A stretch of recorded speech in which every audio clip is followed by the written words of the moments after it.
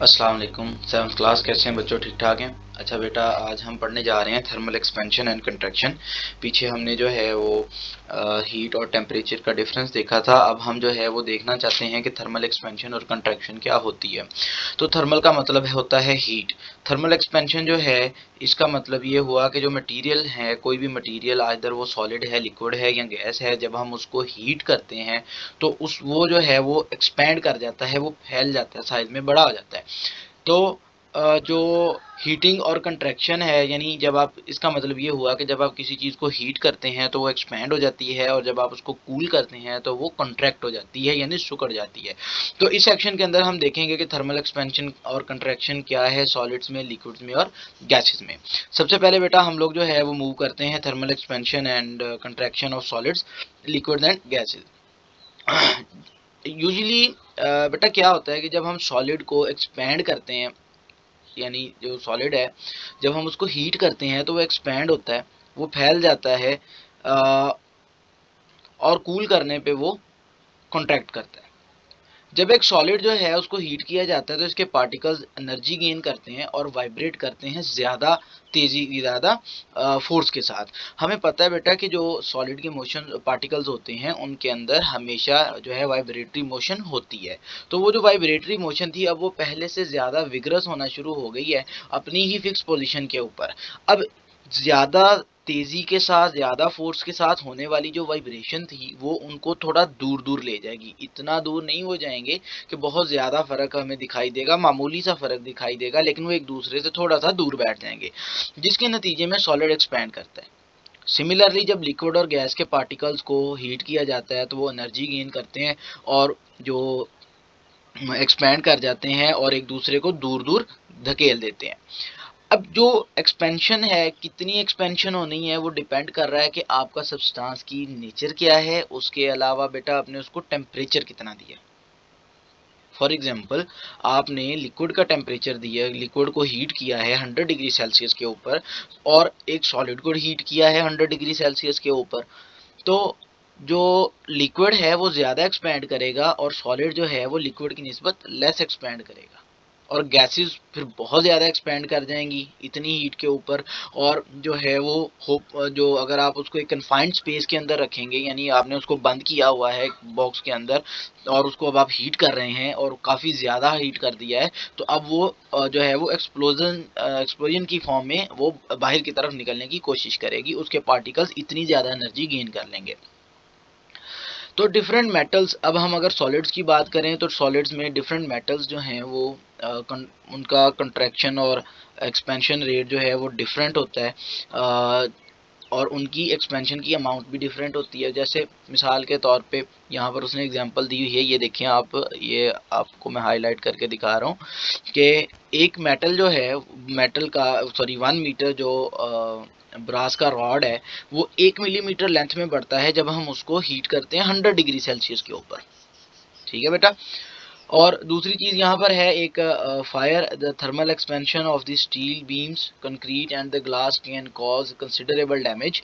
तो यानी जब आग वगैरह लगती है कहीं पर कहीं पर, तो जो स्टील बीम्स की या कंक्रीट वगैरह की जो वो कंक्रीट के अंदर जो मौजूद इनकी थर्मल एक्सपेंशन है, ये काफ़ी ज़्यादा डैमेजिंग हो सकती है।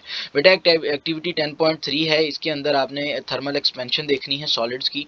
आपने क्या देखना है कि आपने एक बॉल लेनी है और एक मेटल रिंग लेना है। अब आपने जो है इसको हीट नहीं करना रूम टेम्परेचर के ऊपर, जो आपका रूम टेम्परेचर होता है ऑलमोस्ट 20-25 डिग्री सेल्सियस।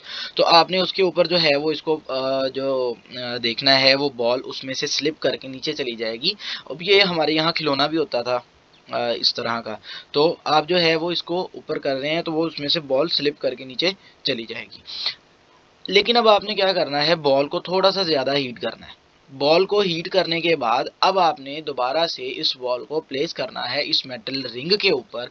तो अब हम देखेंगे यहाँ पर, ये देखें कि ये बॉल जो है ये नीचे नहीं गई। उसकी रीज़न क्या थी कि जो बॉल है वो उसने एनर्जी गेन की और वो थोड़ी सी एक्सपेंड कर गई, जिसके नतीजे में वो नीचे स्लिप नहीं हुई। ठीक है। और एक दूसरी एक्टिविटी जो 10.4 है, इसके अंदर हम थर्मल एक्सपेंशन और कंट्रैक्शन देख रहे हैं लिक्विड्स की। तो आपने बेटा जो है सबसे पहले क्या करना है, एक राउंड बॉटम फ्लास्क लेनी है।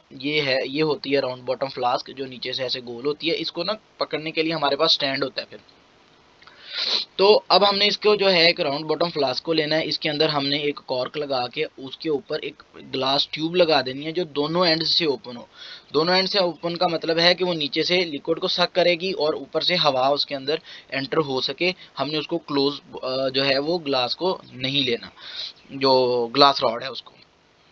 आपने जो है जैसे ही इसके अंदर पानी आपने डाला हुआ है बेटा, देखें पानी ऊपर तक भरा हुआ है, कोई उसमें स्पेसेस नहीं है। और लेकिन फ़र्क सिर्फ इतना है कि हमने एक ग्लास रॉड जो है वो रखी हुई है। आपने अब इसको ऑब्जर्व करना है, अपने इस पे निशान लगा लेना है। यहाँ पे फॉर एग्जांपल यहाँ पर आप निशान लगा लेंगे कि यहाँ तक जो है वो आपका पानी मौजूद था। सही है, बगैर हीट किए। अब आपने इसको हीट करना है। अब आप हीट करेंगे तो बेटा यहाँ पर एकदम से जो है ना वो इसका पानी का लेवल थोड़ा सा नीचे आएगा। पानी का लेवल थोड़ा सा नीचे आएगा। उसकी रीज़न क्या होगी पानी का लेवल नीचे आने की, कि बेटा सबसे पहले ये जो फ्लास्क फ्लास्क है ना, क्योंकि फ्लास्क भी तो एक मेटल है ना, वो सॉरी फ्लास्क भी तो एक मटेरियल है ना, ग्लास की बनी हुई है। तो अब ये पहले ये एक्सपैंड होगी, इसके एक्सपैंड होते ही पानी का लेवल थोड़ा सा डाउन हो जाएगा। अब जैसे ही पानी का लेवल थोड़ा सा डाउन होगा, उसके नतीजे में जो है अब हम ये समझेंगे कि ये क्या हुआ, हमने तो हीट किया लेवल डाउन हो गया। नहीं, दोनों चीज़ों ने एक्सपैंड करना है। अभी तक सिर्फ फ्लास्क ने एक्सपैंड किया है। जैसे ही फ्लास्क कंप्लीटली एक्सपैंड हो जाएगी, अब वो एनर्जी को अंदर पानी को ट्रांसफ़र करना शुरू करेगी। अब वो पानी एनर्जी गेन करेगा और पानी भी गेन जो है वो एक्सपैंड होना शुरू होगा, और यहाँ पर जहाँ आपका रियल एक्सपेंशन लिखा हुआ है वहाँ उस लेवल तक जो है वो जाएगा। ठीक है, तो ये जो था वो एक कलर्ड वाटर का प्रोसेस था, यानी फ्लास्क पहले खुद होगी एक्सपैंड, और उसके बाद जाकर जो है वो पानी एक्सपैंड होगा। तो ये एक्टिविटी मैंने आपको जो है वो ऊपर एक्सप्लेन कर दी है, ये उन्होंने एक्टिविटी को ही एक्सप्लेन किया हुआ है। और जब हम यहाँ पर कॉन्ट्रैक्ट करेंगे पानी को बेटा, तो जो है अब क्या होगा, वो नॉर्मल अपनी रूटीन पे अपने जो है वो लेवल पे आ जाएगा। इसका मतलब ये हुआ कि जो लिक्विड है वो कूलिंग पे कॉन्ट्रैक्ट कर जाता है और हीटिंग पे एक्सपेंड कर जाता है। यहाँ पर बेटा एक लाइन लिखी हुई है कि liquid in drums and pans में ओवरफ्लो व्हेन हीटेड। ड्रम्स और पैन के अंदर जब आप इनको रखेंगे, पानी को हीट करेंगे, तो वो ओवरफ्लो कर जाता है, जस्ट लाइक दूध हमारा उबल जाता है। तो उसकी रीज़न क्या होती है कि लिक्विड जो है वो ज़्यादा एक्सपेंड कर जाते हैं सॉलिड्स की निस्बत। ठीक है बेटा, तो ये आज का हमारा टॉपिक था।